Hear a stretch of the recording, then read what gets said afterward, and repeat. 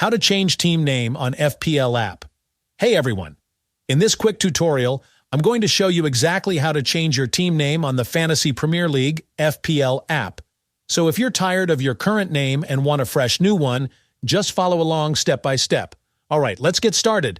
Open up the FPL app on your phone and make sure you're logged into your account. Now on the bottom menu, tap on Fantasy.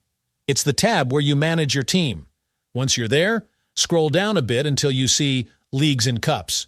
Go ahead and tap on Configure Leagues. Next, you'll be taken to a new page. If your squad is already created, you'll see it here. Scroll down until you find the section called Admin. Under Admin, tap on Team Details. Now you'll see your current team name. Just delete it and type in the new name you want. It can be funny, creative, or anything that shows off your style. Once you're happy with your new name, scroll down and tap Save or Update Details. And that's it. Your FPL team name is now updated. If you have any questions, drop them in the comments.